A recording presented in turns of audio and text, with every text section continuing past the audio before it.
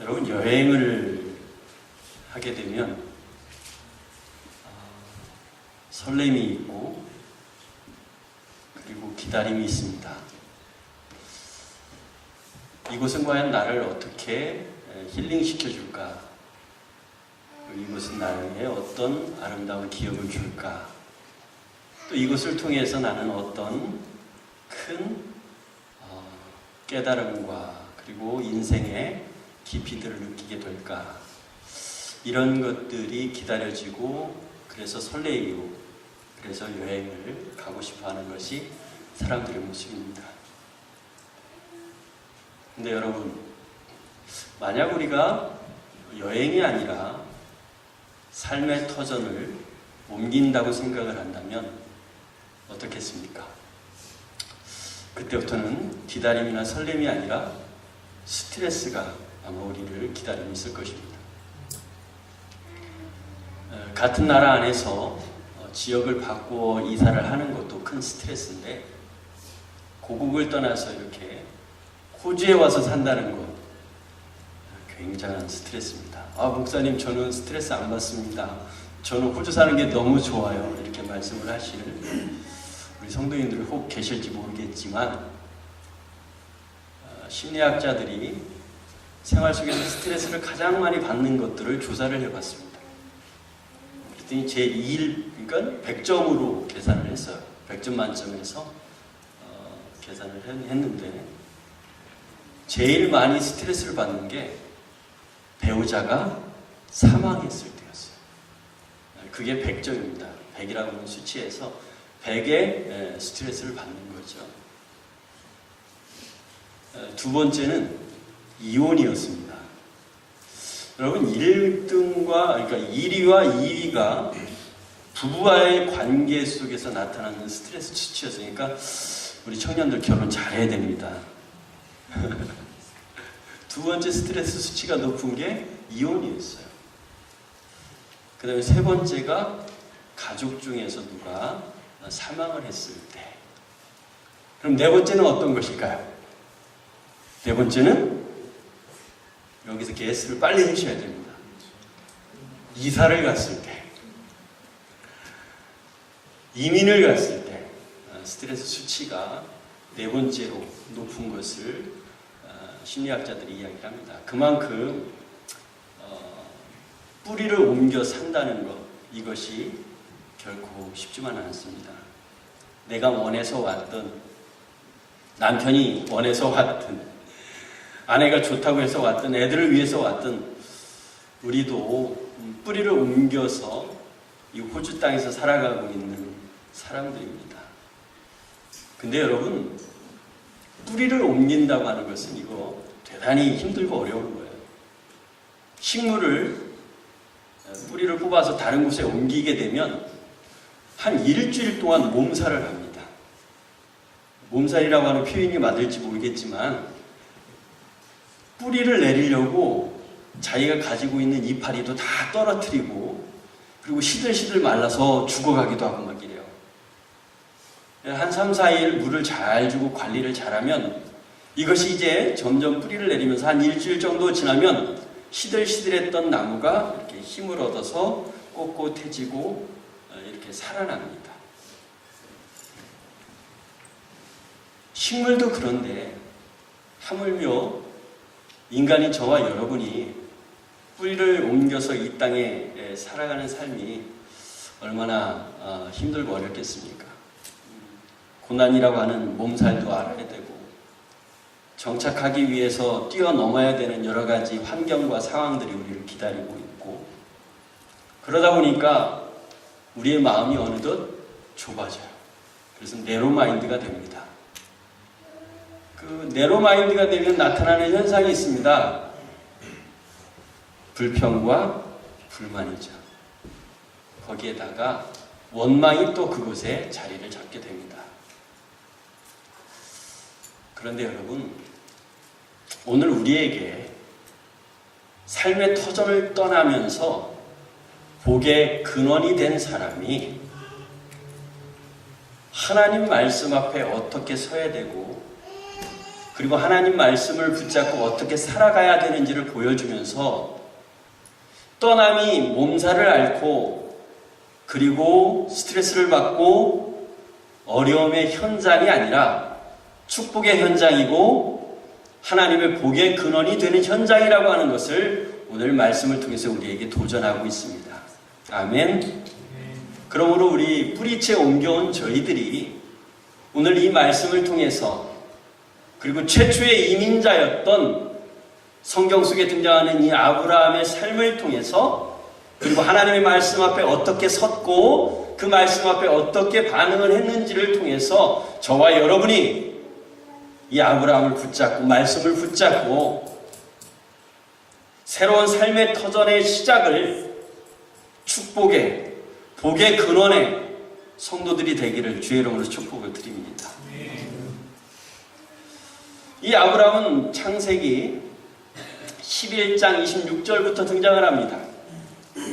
그런데 거기에는 아브라함의 출생을 간단하게 다루고 12장부터 본격적으로 주인공으로 등장을 해요. 창세기 1장부터 11장까지는 여러분 4가지의 사건을 중심으로 해서 인간이 어떻게 출발을 했는지, 인류가 어떻게 하나님 앞에 살아가게 됐는지를 설명하고 있습니다. 그 4가지의 사건 여러분 기억합니까? 창세기 아주 쉽죠? 이것만 기억 딱 하면 바로 여러분은 창세기를 꿰뚫을 수 있습니다. 4가지의 사건. 첫 번째, 천지 창조가 나옵니다. 그렇죠? 두 번째, 인간의 타락이 나오고요. 세 번째, 노아 홍수 사건이 나오고 네 번째, 바벨탑 사건이 나옵니다.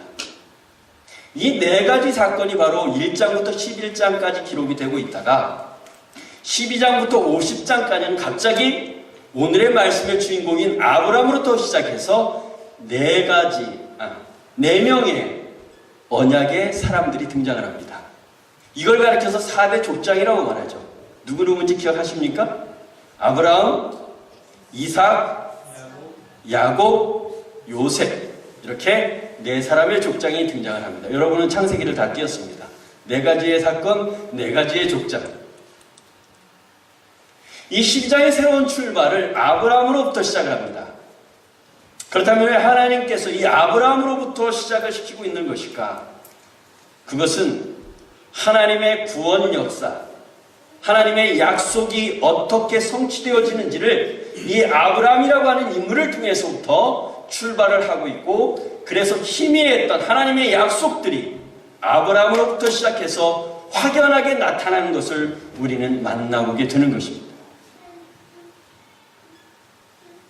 그렇기 때문에 이 12장을 출발로 해서 창세기를 1단계와 2단계, 첫 부분과 두 번째 부분으로 나눠서 보고 있는 것이죠. 이 주인공인 아브라함의 출발을 이렇게 이야기합니다. 여호와께서 아브라함에게 이르시되, 하나님께서 아브라함에게 말씀하셨다라고 시작을 합니다. 여러분, 아브라함이 하나님을 찾아가는 것이 아니고 아브라함이 하나님을 기다린 것도 아니었습니다. 하란에서 살고 있는 이 아브라함에게 하나님이 어느 날 찾아오셔서 말씀하셨다는 것입니다. 우리 하나님은 바로 찾아오시는 하나님이라고 하는 것을 다시 한번 말씀하고 있습니다. 특별히 택한 하나님의 백성들을 기억하시고 구원받은 하나님의 자녀들을 잊지 않으셔서 어느 순간 어떤 상황에서도 함께 하시는 하나님의 은혜가 여기에서 나타나고 있습니다. 이렇게 찾아오신 하나님께서 아브라함에게 말씀하십니다. 아브라함아, 너는 가라. 말씀하셨고 이 아브라함은 하나님의 음성을 들었던 것입니다. 여러분, 우리 인생의 출발, 특히 뿌리를 옮겨서 새로운 출발의 삶의 첫 번째에 선행되어지고 들어야 할 것은 하나님의 말씀을, 하나님의 음성을 듣는 것이라고 하는 것을 여러분 기억했으면 좋겠습니다. 하나님의 음성을 듣고 하나님의 말씀을 듣고 나아가는 것이 바로 저와 여러분이 복의 근원이 되는 첫 번째 출발이라고 하는 것을 기억했으면 좋겠습니다. 아멘입니까? 그럼 어떻게 하나님의 음성을 듣느냐? 이 문제죠. 예, 저도 하나님의 음성을 듣고 싶습니다. 저도 하나님께서 말씀하시면 내 믿음이 이렇게 흔들리지 않고 분명하게 하나님을 믿을 수가 있습니다. 성경 공부를 하다 보면 이런 분들이 있어요. 저도 한때 아시시에 프란체스코라고 하는 수도사가 있었습니다. 그분의 자서전을 읽고 거기에 심취해서 한참 헤맸던 기억이 나요. 제가 심취했던 부분이 뭐냐면 이 프란체스코가 주님께 기도를 합니다. 예수님, 하나님, 제가 예수님의 흔적을 갖고 싶습니다. 그렇게 하나님께 기도를 해요. 그때 하나님께서 이 프란체스코에게 예수의 성은을 나타내 주십니다. 그게 뭐냐면 손에 예수님의 십자가에 못 박힌 흔적을 프란체스코도 갖게 된 거죠. 거기에 제가 이제 감동을 받게 된 거예요. 아, 그래. 이 아시시의 프란체스코도 하나님께 기도를 했더니 이런 흔적을 주셨다. 그렇다면 나도 이런 흔적을 한번 가져봐야 되겠다. 그리고 하나님 앞에서 몸부림쳤던 기억이 있습니다. 흔적을 받았을까요? 못 받았을까요? 저는 안 보여주시더라고요. 자, 우리가 하나님의 음성을 어떻게 들을 것인가? 라고 하는 문제입니다. 여러분, 저처럼 이렇게 하나님을 만나고 싶습니다. 음성을 듣고 싶습니다. 흔적을 갖고 싶습니다. 이게 중요한 게 아니라는 거죠. 제가 왜 이 말씀을 했겠어요? 하나님을 나타내는 데는 두 가지가 있습니다. 그걸 가리켜서 자연 계시와 특별 계시라고 말합니다. 계시라고 하는 뜻은 하나님이 보여주신다는 의미를 가지고 있습니다. 즉 하나님께서 자기 자신을 나타내는 데에는 두 가지의 방법이 있다. 그 두 가지의 방법은 자연을 통해서 하나님의 살아계심을 보여주시고, 두 번째는 특별 계시라고 해서 성경과 예수 그리스도를 통해서 하나님을 나타내 보여주신다라고 말씀합니다. 성경이 하나님의 말씀인 것을 믿습니까? 하나님의 말씀인 것을 믿어요? 자, 그렇다면 하나님의 음성을 듣는 건 어디에서 듣죠? 말씀을 통해서. 믿음은 들음에서 나고, 들음은 그리스도의 말씀으로 말미암느니라.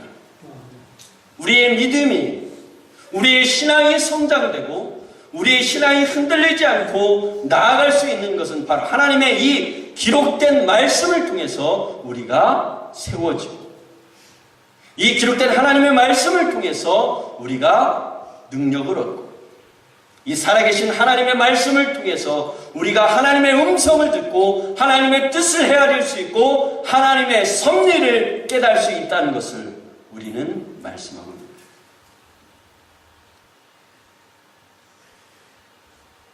여러분, 그럼 어떻게 듣느냐? 하나님께서 성경을 통해서 말씀하시고 하나님께서 우리들에게 하나님의 살아계심을 말씀하시는데 어떻게 듣느냐라고 하는 문제죠. 사무엘이라고 하는 선지자를 기억하십니까? 여러분? 사무엘. 모르겠어요? 전혀 모르겠습니까? 구약 성경에 나오는 한 인물이에요. 그냥 그렇습니다. 이 사무엘이 엄마의 기도로 태어납니다. 한나라고 하는 여인이 이 사무엘의 엄마였어요. 아기를 낳지 못했습니다. 그래서 구박을 대단히 많이 받았어요. 놀림도 받았습니다. 그게 억울해서 성전으로 올라갑니다. 그래서 기도를 해요. 하나님, 저에게 아들을 주십시오. 그러면 그 아들을 하나님께 드리겠습니다. 그 여인의 기도대로 하나님께서 사무엘을 보내주셨습니다. 그래서 사무엘이 태어난 지 얼마 되지 않아서 엘리 제사장에게 보냅니다. 이 사무엘이 어느 날 자고 있는데 하나님께서 부르시는 거예요. 사무엘아, 사무엘아. 하나님이 부르시는 그 음성을 듣고 벌떡 일어나긴 일어났는데 하나님이 부르시는 걸 모르고 엘리 제사장에게 갑니다. 제사장님, 저를 불렀습니까? 아니, 너 부르지 않았다. 누가 나를 불렀지? 그리고 나서 또 가서 자는 거예요. 근데 또다시 하나님께서 사무엘아, 사무엘아 또 불러요. 그 소리를 듣고 일어났습니다. 누가 나를 불렀지? 그러더니 또 엘리 제사장에 가서 이야기를 해요. 제사장님, 저 불렀습니까? 이때 제사장이 아차 싶은 게 있었습니다.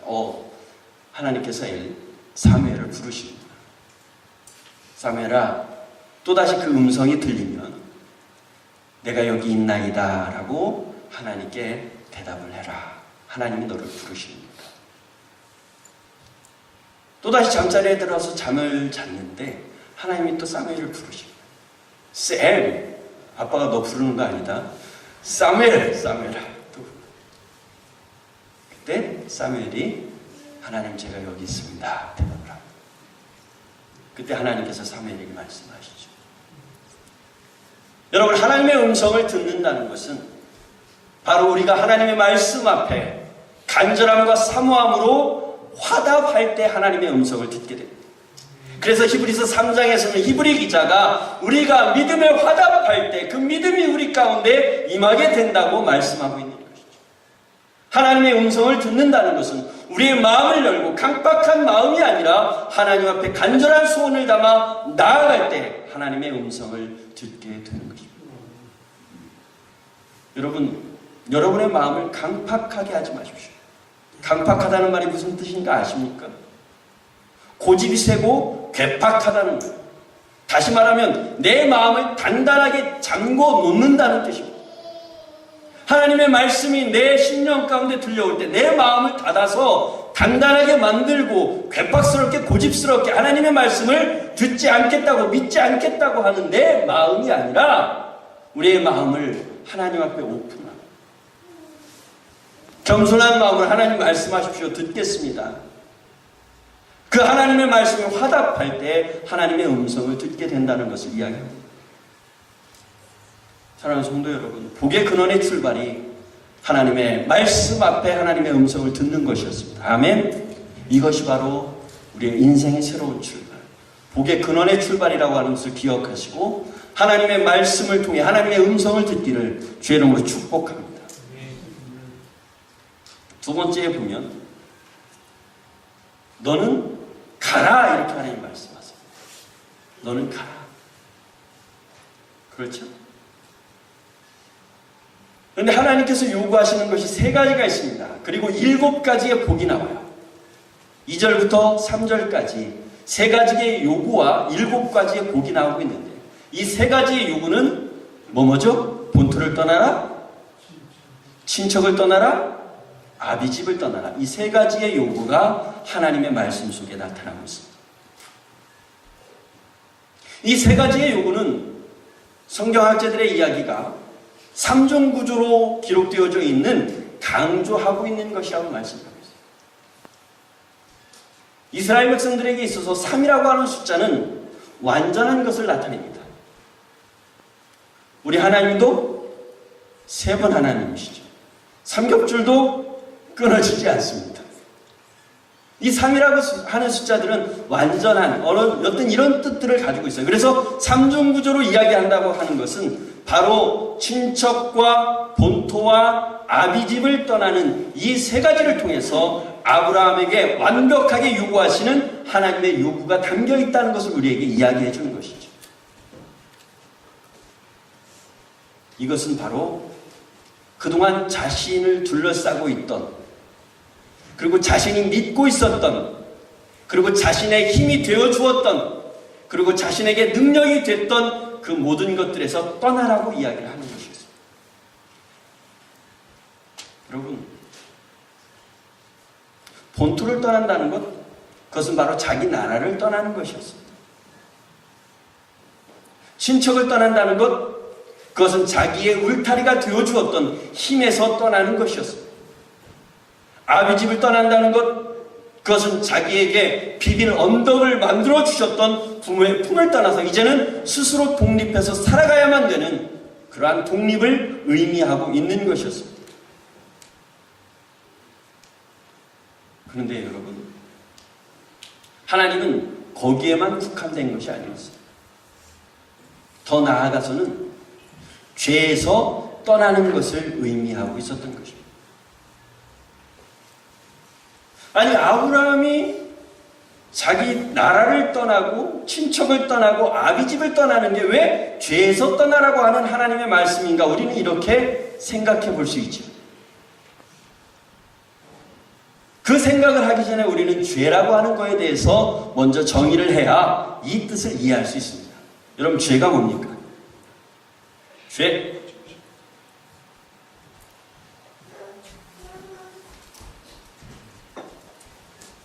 하나님에게서 멀어진 것. 다시 말하면 하나님을 믿지 않는 것. 더 나아가서는 내가 주인된 삶을 사는 것. 내가 주인인 것. 나를 위해서 사는 인생, 이것이 죄가 되는 것입니다. 나를 위해서 산다. 내가 주인이다. 이것은 바꿔 말하면 내가 신이 되어서 살아가는 것입니다. 내 인생의 주인인 나라고 하는 것은 내가 신이 되어서 살아가는 것을 의미하고 있는 것이, 이것이 바로 죄라고 하는 것이죠. 하나님께서는 너의 땅을 떠나라고 말씀하시고 친척을 떠나고 부모를 떠나라고 하는 것은 바로 나를 둘러싸고 있었던, 나를 도와주고 있던, 내 힘이 되었던, 내 능력이 되었던 그 모든 것에서 떠나라고 하는 하나님의 명령이었고, 내 힘이 되었던 곳에서 떠난다라고 말하는 것은 바로 죄에서 떠나는 것을 의미하고 있었던 것입니다. 떠나도 그냥 떠나는 것이 아니라 완벽하게 떠나라고 말씀하고 있습니다.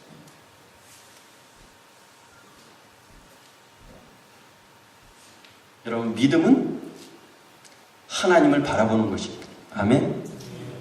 믿음은 하나님 나의 인생의, 나의 삶의 주인이 되는 것입니다. 이게 믿음이에요.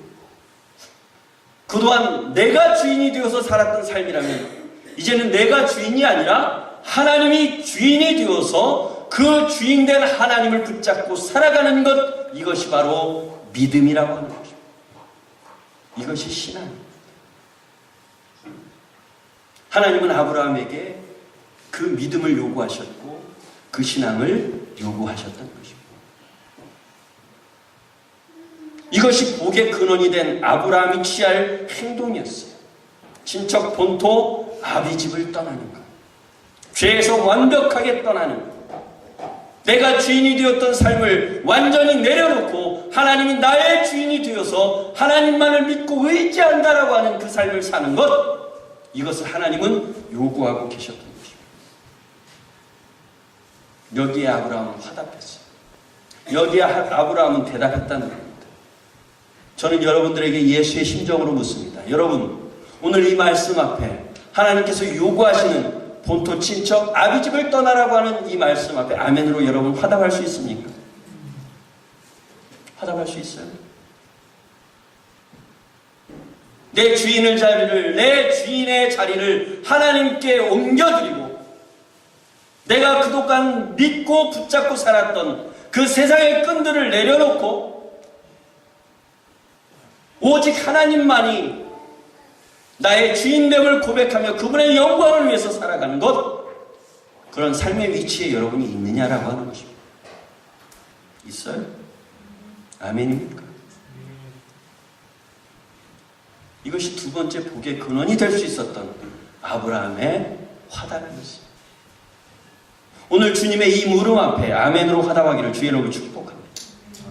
저와 여러분이 진솔하게 그 하나님 앞에 무릎 꿇고, 하나님 그렇습니다. 이제는 내 모든 능력으로 내 힘으로 살았던 내 인생을 내려놓고 하나님이 나의 주인이 되심을 붙잡고 살겠습니다. 이제는 내 인생, 나를 위해서 살았던 이 인생을 내려놓고 하나님을 위한 인생을 살겠습니다. 하나님을 위해서 산다는 게 뭡니까? 뭐죠? 주님이 그렇게 말씀합니다. 예수 그리스도를 믿는 것. 아멘.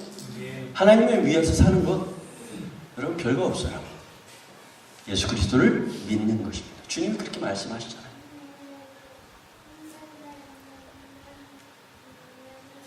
이게 본질이에요. 예수를 위해서 사는 것. 예수를 믿는 그 믿음 안에서 사는 것이 본질입니다. 헌신하고 봉사하고 충성하고 그 다음이에요. 그것은 그 은혜에 감사해서 나타난 우리 믿음의 표현들일 뿐이에요. 여러분 이것이 본질인 것처럼 붙잡고 살지 마십시오. 아멘. 이것이 본질인 것처럼 붙잡고 살지 말라고. 헌신해야 된다, 충성해야 된다, 사랑해야 된다. 물론 중요합니다. 물론 그것들이 열매들일 수 있어요. 그러나 여러분 이게 본질이 아니란 말이에요. 본질은 예수를 믿는 그 믿음에서부터 출발이 되어집니다. 그리고 그 믿음에 감사해서, 그리고 예수를 만난 그 기쁨이 너무 커서 우리는 자연스럽게 우리 안에 있는 성령을 통해 그 열매들이 나타나게끔 되어져 있습니다. 아멘. 포기하지 마십시오. 우리 안에 계신 성령이 그렇게 만들어냅니다.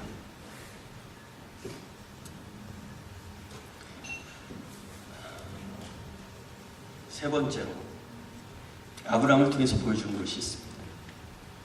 그건 4절 말씀에 나타납니다. 이에 아브라함이 여호와의 말씀을 따라갔고, 여기에는 없죠? 성경을 가지고 있어야 알 수 있습니다.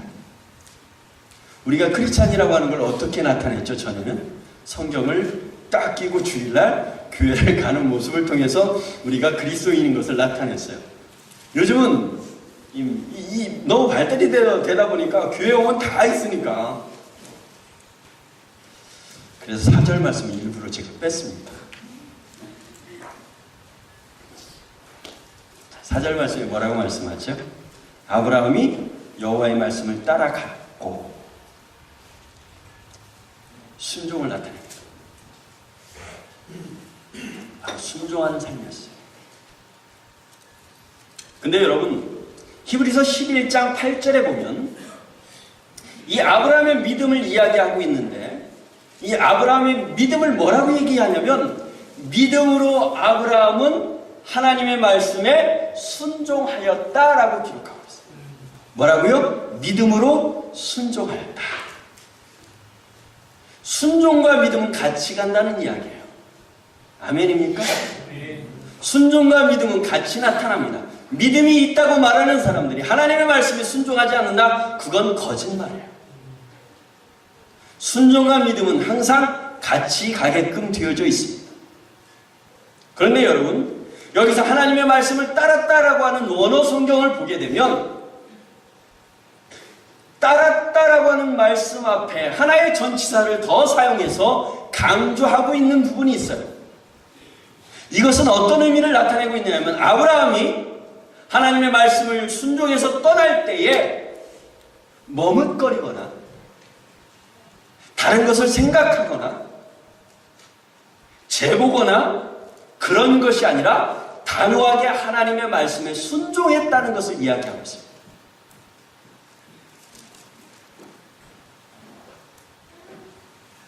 레카라고 하는 하나의 단어를 더 합성어로 만들어서 하나님의 말씀에 적극적으로 순종했다는 것을 이야기해요.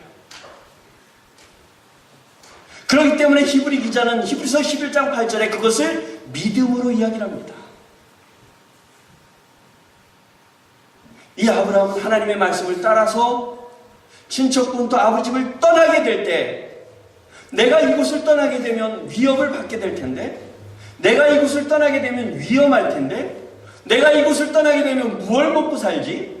내가 이곳을 떠나게 되면 어떻게 내 식구들을 건사하지? 가장으로서 어떻게 이들을 지키지? 이런 생각을 하지 않았다는 거예요. 그저 하나님의 말씀 앞에 예스 하나님 가겠습니다. 단호하게 그는 대답하고 그곳을 떠나겠다는 것을 이야기하고 있는 거예요. 이게 저와 여러분에게 있어서 이 호주 시드니에 살아가면서 필요한 결단과 삶의 모습이라는 것이죠. 아브라함이 이렇게 떠난 이유를 또 히브리 기자는 그렇게 말합니다. 그는 더 나은 고향을 위하여, 본향의 영광을 위하여라고 말합니다. 그 말은 다시 말한다면 이 땅의 아름다움, 이 땅의 영화로움이 아니라 우리가 돌아갈 그 본향, 우리가 가야 될 그 천국의 아름다움, 그리고 우리에게 보상해 주실 하나님의 위로와 평강과 천국의 그 놀라운 축복들을 그는 바라보면서 나아갔다고 말하고 있는 것이죠.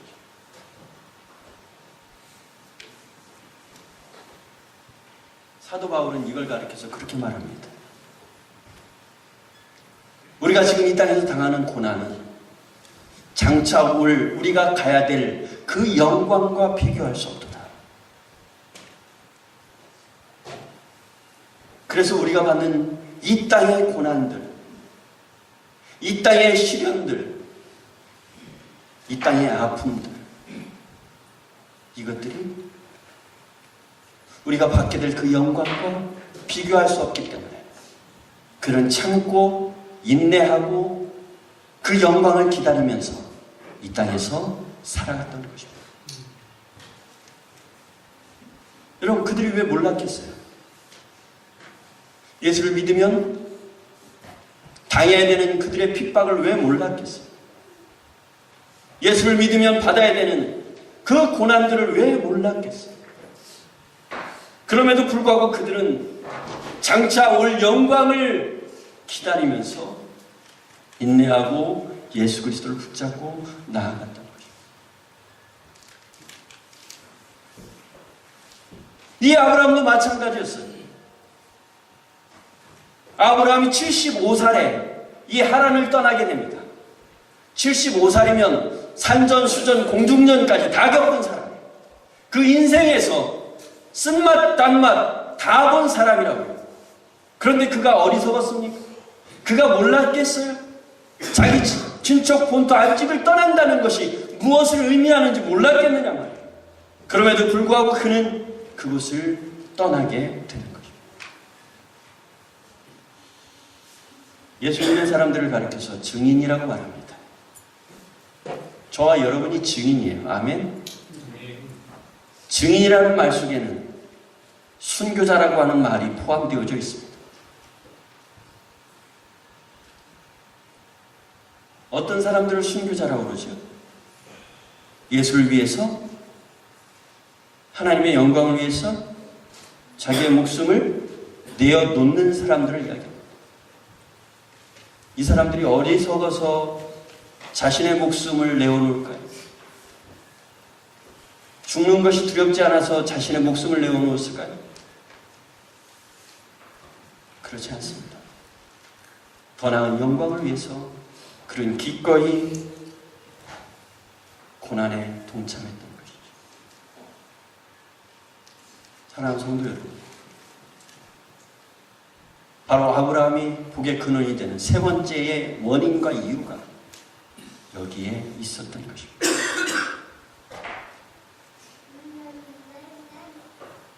고난이 기다린다고 하더라도, 생명의 위협을 느낀다고 할지라도 그는 하나님의 말씀에 순종하고 떠났던 것입니다. 하나님은 이걸 가리켜서 믿음이라고 합니다. 아브라함의 생애를 보게 되면 여러분, 이렇게 용감하게 떠났던 이 아브라함은 결코 믿음의 사람이라고 얘기를 들을 정도의 사람은 아니었습니다. 남자가 가오가 있죠. 어떻게 자기 아내를 여동생이라고 말하고 자신의 생명을 구하려고 노력을 했을까요? 이걸 볼 때마다 참 아브라함 쫀쫀하다 이런 생각 많이 듭니다.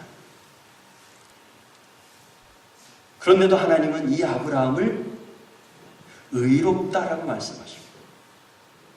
이런 쫀쫀한 아브라함에게 믿음의 조상이라고 말씀하시고 복의 근원이라고 말씀합니다. 여러분, 그걸 볼 때 우리의 첫걸음이 중요하다는 것을 깨닫게 됩니다. 비록 불완전한 믿음이지만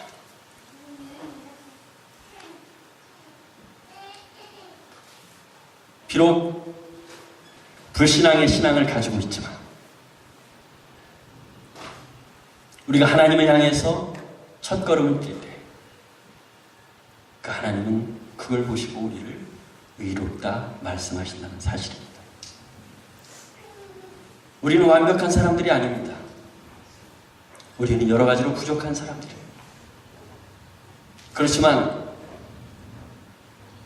예수 그리스도를 통해서 완성된 그 복을 우리가 가슴에 품고 살아가는 하나님의 사람들입니다. 십자가의 은혜를 경험하고 그 십자가를 붙잡고 살아가는 하나님의 백성들이란 말입니다.